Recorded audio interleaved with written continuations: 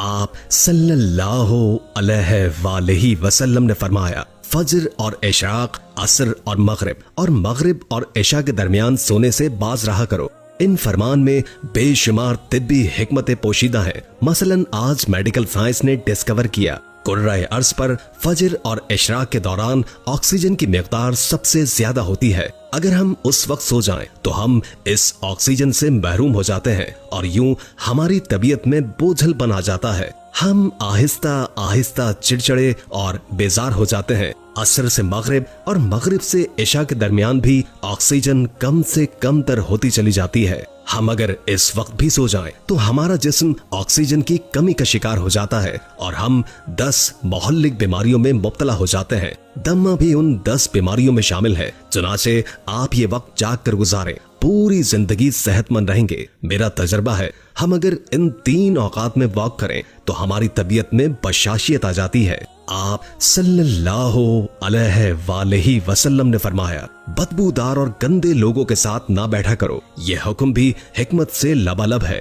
بدبو انسان کو ڈپریس کرتی ہے، جبکہ خوشبو ہماری توانائی میں اضافے کا باعث بنتی ہے۔ انسان اگر روزانہ 10 منٹ بدبودار اور گندے لوگوں میں بیٹھنا شروع کر دے تو یہ 20 دنوں میں ڈپریشن کا شکار ہو جائے گا۔ ہمارے رسول نے ہمیں شاید اس لیے بدبودار لوگوں سے پرہیز کا حکم دیا ہے۔ آپ بھی یہ کر کے دیکھیں، آپ کا مزاج بدل جائے گا۔ آپ صلی اللہ علیہ وآلہ وسلم نے فرمایا، ان لوگوں کے درمیان نہ سوئیں جو سونے سے قبل بری باتیں کرتے ہیں۔ یہ فرمان بھی حکمت کے عین مطابق ہے۔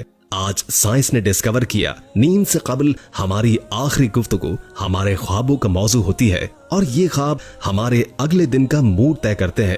ہم اگر برا سن کر سوئیں گے تو ہم برے خواب دیکھیں گے اور ہمارے برے خواب ہمارے آنے والے دن کا موڈ بن جائیں گے۔ ہم خوابوں کے طے کردہ موڈ کے مطابق زندگی گزارتے ہیں۔ چنانچہ نیند سے قبل ہماری آخری محفل اچھی ہونی چاہیے، ہمارا اگلا دن اچھا گزرے گا۔ فرمایا، تم بائیں ہاتھ سے کھانا نہ کھاؤ۔ یہ فرمان بھی عین سائنسی ہے۔ ہمارے دماغ کے 2 حصے ہیں، دایاں اور بایاں۔ دایاں حصہ مثبت اور بایاں منفی ہوتا ہے۔ جب ہم اپنے جسم کو دائیں ہاتھ سے فیڈ کرتے ہیں تو ہماری مثبت سوچ مضبوط ہوتی ہے، اور ہم جب اپنے بدن کو بائیں ہاتھ سے کھلاتے ہیں تو ہماری منفی سوچ طاقتور ہوتی چلی جاتی ہے۔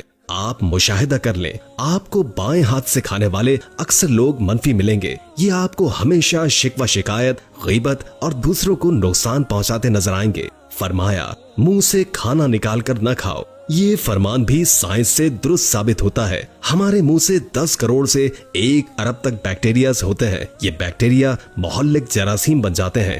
یہ جراثیم ہمارے کھانے میں مل جاتے ہیں۔ یہ کھانا معدے میں جاتا ہے تو معدے کے غدود ان جراثیم کو مار دیتے ہیں، یوں یہ ختم ہو جاتے ہیں۔ لیکن جب ہم جراثیم سے ملے کھانے کو منہ سے نکالتے ہیں تو ان جراثیم کو آکسیجن مل جاتی ہے۔ یہ آکسیجن سیکنڈ کے ہزاروں حصے میں ان جراثیم کی تعداد کھربوں تک پہنچا دیتی ہے۔ یہ جراثیم معدے کے غدودوں سے بھی طاقتور ہوتے ہیں۔ جب ہم منہ سے نکلے لقمے کو دوبارہ منہ میں رکھتے ہیں تو یہ لقمہ معدے میں پہنچ کر زہر بن جاتا ہے اور یہ زہر ہمارے پورے نظام ہضم کو تباہ کر دیتا ہے۔ آپ کو زندگی میں کبھی ایسا کوئی شخص صحت مند نہیں ملے گا جسے منہ سے لقمہ نکال کر کھانے کی عادت ہو، جبکہ آپ کو ہونٹ بھیج کر اور آواز پیدا کیے بغیر کھانے والے لوگ ہمیشہ صحت مند ملیں گے۔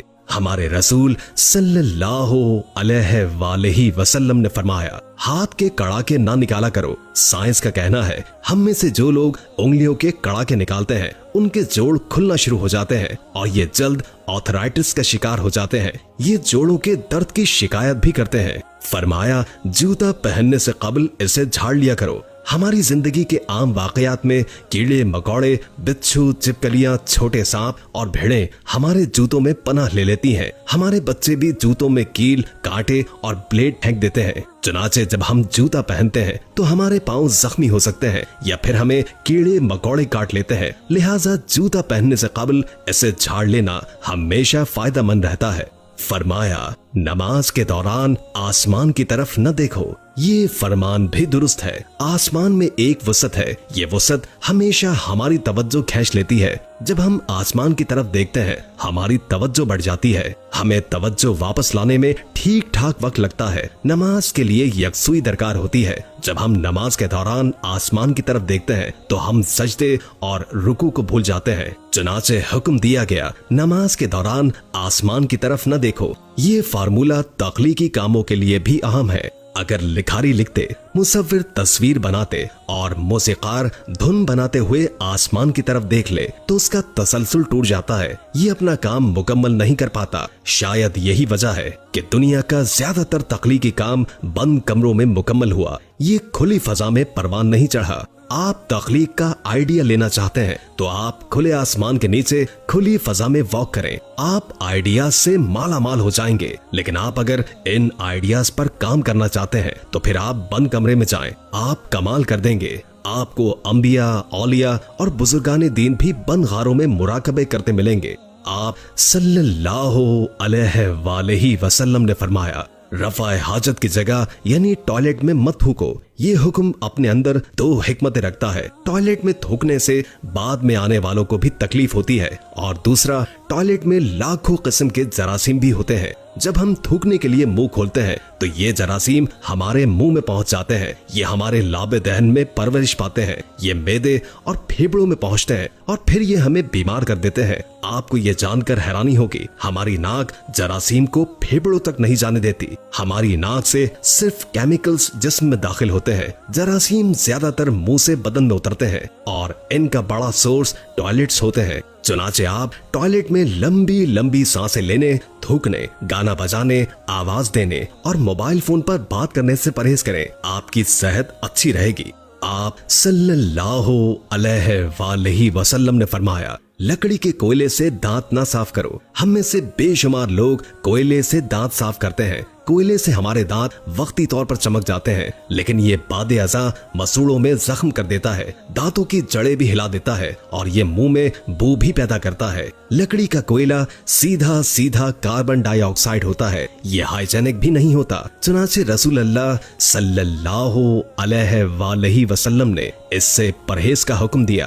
आप सल्लल्लाहु अलैहि वसल्लम ने फरमाया, हमेशा बैठकर कपड़े तब्दील किया करो। हम में से अक्सर लोग शलवार, पतलून या पाजामा पहनते वक्त अपनी टांग फंसा बैठते हैं और गिर पड़ते हैं। हम में से हर शख्स जिंदगी में कभी न कभी इस सूरत हाल का शिकार जरूर होता है। बिलखुसूस हम बुढ़ापे में शलवार या पतलून बदलते वक्त जरूर गिरते हैं। आप सल्लल्लाहु अलैहि वसल्लम ने शायद इस किस्म के हादसात से बचने के लिए ये हुक्म जारी फरमाया था और आप सल्लल्लाहु अलैहि वसल्लम ने फरमाया, अपने दांतों से सख्त चीज मत तोड़ा करो। हम में से अक्सर लोग बादाम, अखरोट या नीम पका गोश्त तोड़ने की कोशिश में अपने दांत तोड़वा बैठते हैं। दांत एक्टिव जिंदगी का कीमती तरीन असासा होते हैं। आप सल्लल्लाहु अलैहि वसल्लम ने शायद इसलिए दांतों को सख्त चीजों से बचाने का हुक्म दिया था।